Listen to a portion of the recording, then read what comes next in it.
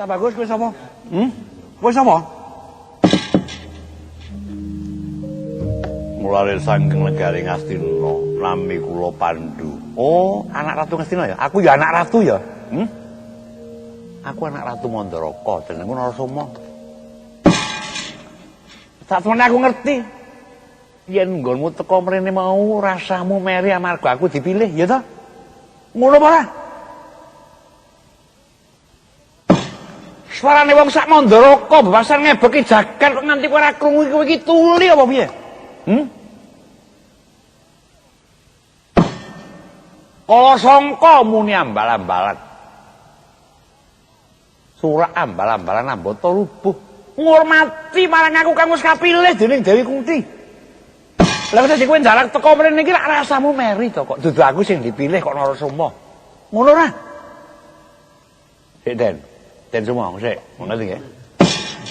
Dan ini mboten tekan kaya ngoten niku. Sampeyan kok ujug-ujug metenteng niku kok njut emosi niku pripun? Ampun ngoten. Wong urip niki sing sareh kok njut emosi niku pripun? Ora cocok ngoten niku.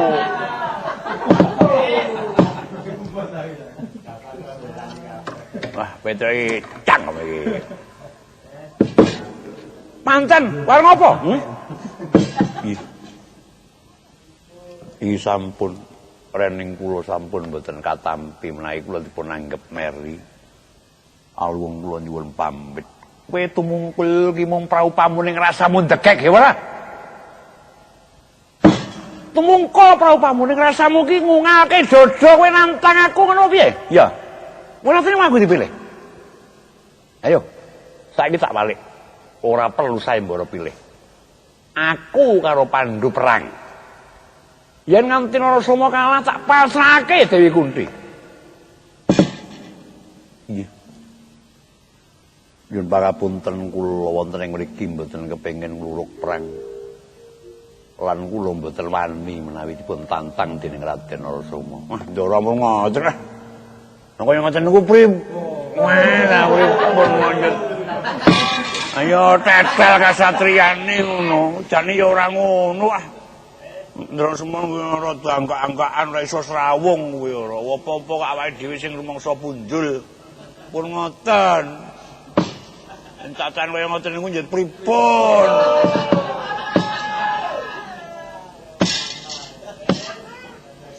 Bapak cerita kok iki. Kula mboten wantun.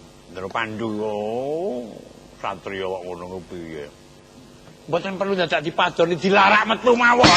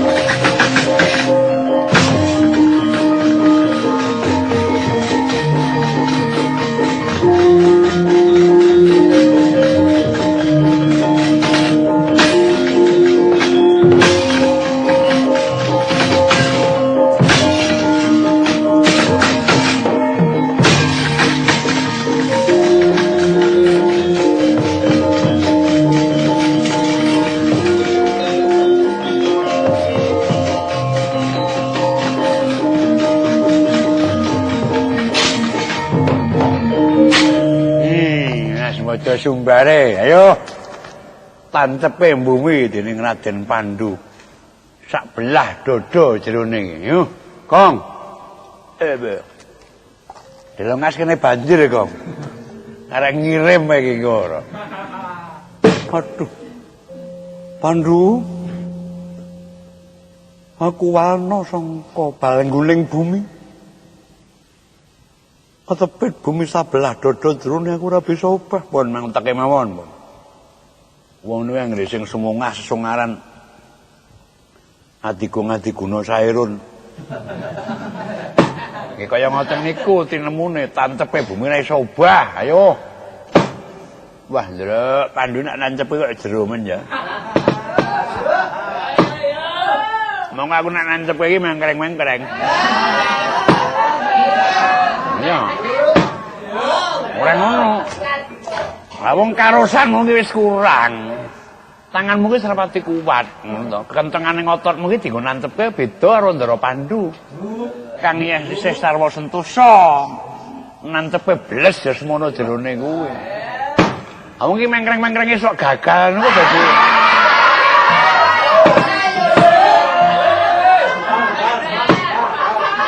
Lah iya. Sing tak nggo conto iki jaman aku nandur pohong ya, Kang. Mangsa aku lemah iki ya empuk, ora tak ceblokke iki lho. Lah kok ya mesti jrambruk wae. Sesuk aku ki ngluluh diri. Yen ngono aku saiki wis ora patut nancepke, aku ya ngono ta. Anak pancen usah mesti nancepke tak ora temancep wis. Temancep karepmu modar karepmu apa aku. Kados pundi Raden? Pandu. Wana sangka bumi aku Pandu. Ning utang serik kudu nyaur serik. Lho, kan ta? Sampeyan masrahke napa? Kowe iki lak petruk biyen to? Nggih. Kowe kok melu kono, biyen lak melu aku. Lah mboten mesti ya blanjane akeh ngriki kok. Arep barengan nggih kula bocce ngriki kok blanjane akeh mriki kok. Ning kowe ora ngerti lelabuhan. Lelabuhan apa? Kowe aja ngono kowe dinyang 6.000 lho, Truk. Liyane kowe apa sak kaset 6.000 ora coba.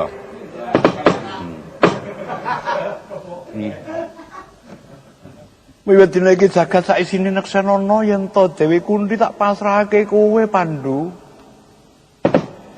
Menapa sampun lair terus ing batos. Mapan mengkono karepku. Wong utang niku kudu nyaur lho. Sakwise nyaur kudu nganaki. Lho. Piye Petruk? Saurane Dewi Kunthi, nggih ta? Amarga utang serik anakane nika lho. Wanita kang ngenten kreta nika. Nika adine niku jenenge Dewi Es Krim. Wah, ngarani Drem ora iso lho. Ih, mulai ngaten kula saged nampi. Dewi Kunthi nanging kedah dipun teraken dening wanita ingkang maksih wonten nginggil kreta menika. Lho kaya adikku.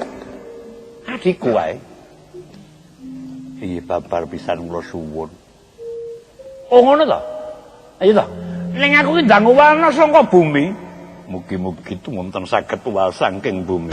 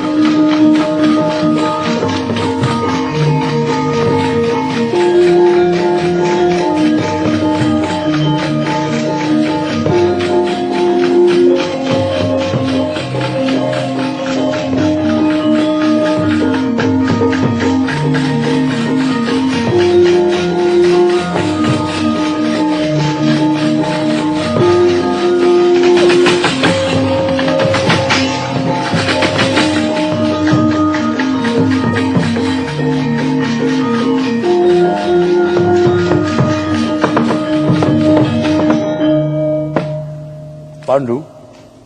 Wih, tak salah. Jebul Pandhu kang mestine nampa anakku Kunti. Raden Narasoma kula Rama yen wis lila ya sing lair tu sing batin ya. Kira satria kudu bawa laksana yen muni iya ya iya yen muni ora ya ora. Rening Kunti wis tok lilake ya kudu lair tu sing batin. Aja jeneng nempuh bebasan ngetulke sirahe digondhali buntute kuwi ra kena. Ih, mugi-mugi saged ngestokaken menapa pangandikanipun ingkang sinuwun. Lah iki sapa Narasoma? Menika adik kula nami Madrim, babar pisan kula pasrahaken dhateng kadang kula Pandhu.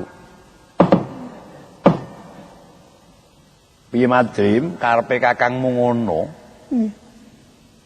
Mulai mapan ngaten lahir batus, mulai namung badhe ndederek. Lha iki sapa iki? Iki sapa iki? Pas sing domahke cethile ra ilek-ilek lho. Sayane kok bothoke ra metu ora coba. Rening sampun rampung turta niring sambe kala menapa kelilan ingkang putra pun Pandhu wangsul ing negari Ngastina. Amboyong putra Paduka Yayi Kunti menapa dene kadang Paduka Kakang Mas Narayana pun Yayi Madrim. Iya, mulup lair batos aku anjurungi lan mengko genti wandi aku nedya sumungkem ing pepadane Kakang Prabu Abiyasa. Ih, wis tuaken dawuh. Mengkono uga Pandhu nadyan piye tetep aku nyebut Yayi sebab Siadi ndak pasrah adiku si Madrim. Ih, Kakang Mas kula nyuwun pamit. Salajengipun sampun ngantos wonten raos menapa-menapa. Ya, lakon iki anggepen kaya dek durung ana apa-apa.